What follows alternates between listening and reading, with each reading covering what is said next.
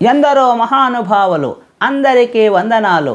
స్వీయ రచన తెలుగు ధీర శతకమునందలి మరో పద్యాన్ని మీ ముందు ఆవిష్కరిస్తున్నాను. ఆలకించి స్పందించవలసిందిగా నా మనవి.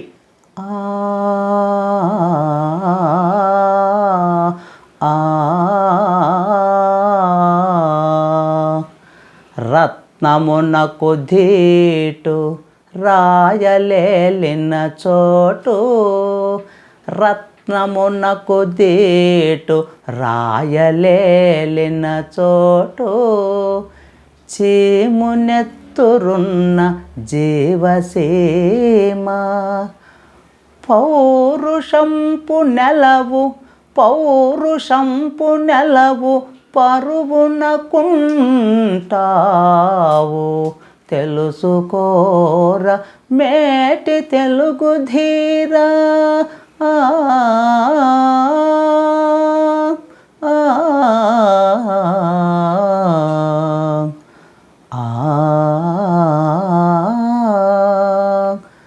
రత్నమునకు ధీటు రాయలేలిన చోటు, రత్నమునకు ధీటు రాయలేలిన చోటు, చీమునెత్తురున్న జీవసీమ, పౌరుషంపు నెలవు పరువునకుంటావు,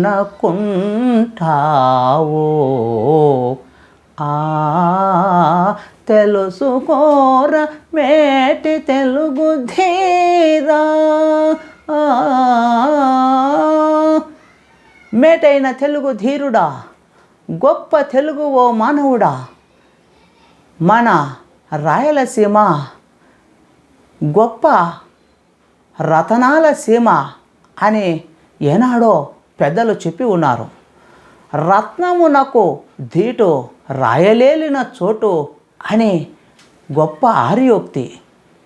అట్టి రాయలేలిన రతనాల సీమలో ప్రతి పౌరుడు అద్భుతమైన చీము నెత్తురున్న జీవసీమలో పరాక్రమవంతులుగా, అద్భుతమైన శక్తియుక్తులు కలిగిన గొప్ప తెలుగు మానవులుగా రాణించటం, తెలుగు తేజస్సులై వెలుగు రవ్వల జడులతో దేశ భాషలందు తెలుగు లెస్స అనే దిశగా అడుగులేస్తూ ప్రగతిశీల మార్గములో పయనించడం గొప్ప విశేషం.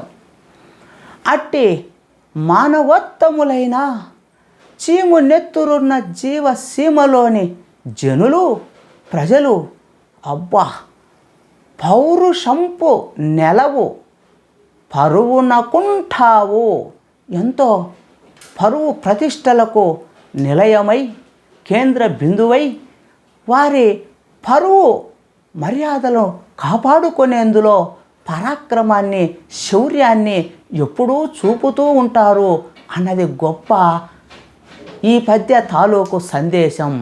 మిత్రులారా, ఈ వీడియో నచ్చినట్లయితే లైక్ చేయండి, షేర్ చేయండి, సబ్స్క్రైబ్ చేసి గంట సింబల్ నొక్కడం మర్చిపోకండి.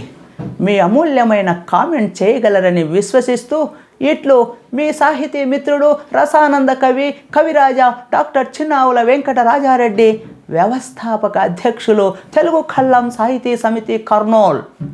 ధన్యవాదాలు.